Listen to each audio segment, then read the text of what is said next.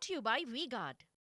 તો સુરતમાં કોંગ્રેસના ઉમેદવાર નિલેશ કુંભાણીનું ફોર્મ રદ થતા કોંગ્રેસ હવે હાઈકોર્ટ જશે। આ મોટા સમાચાર, જ્યાં કોંગ્રેસની લીગલ ટીમ ખખડાવશે હાઈકોર્ટના દ્વાર।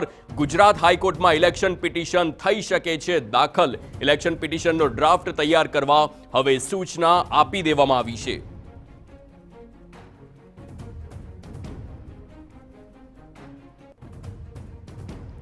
સંવાદદાતા રોનક વર્મા ફોનલાઈન પર છે। રોનક, જણાવશો, હવે ટિકિટ તો તેમની રદ થઈ ગઈ છે, ઉમેદવારી રદ થઈ ગઈ છે, હવે હાઈકોર્ટના દ્વાર ખખડાવ્યા છે, શું રહેશે આગળની પ્રક્રિયા?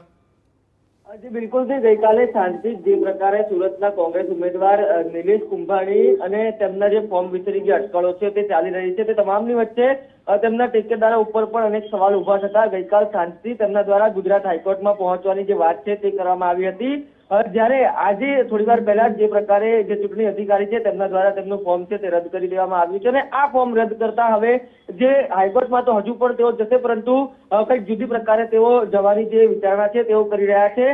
જે પ્રકારે ભારતીય બંધારણમાં ચૂંટણી અને ચૂંટણી પ્રક્રિયામાં કોઈ પણ વાંધાજનક પ્રક્રિયા જણાય તો તેની સામે સંબંધિત અને સક્ષમ અદાલતમાં જે ઇલેક્શન પિટિશન છે તે કરવાની જે જોગવાઈ છે તે કરવામાં આવી રહી છે અને જે પ્રકારે ચૂંટણી અધિકારીઓ દ્વારા ક્યાંક ને ક્યાંક કોઈ ભૂલ કરવામાં આવી હોય તેવું તેમને લાગતું હોય તો તેઓ પોતાની રજૂઆત છે તે હાઈકોર્ટ સમક્ષ કરી શકે છે અને તે જ પ્રકારે હવે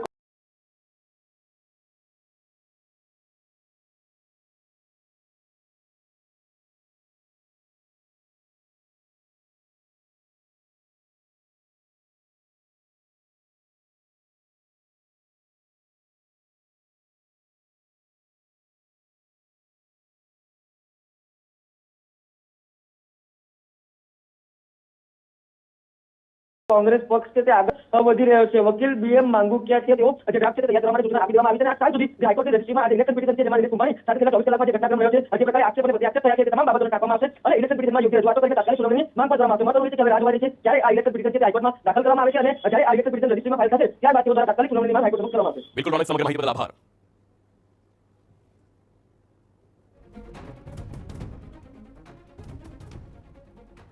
Brought to you by V-Guard.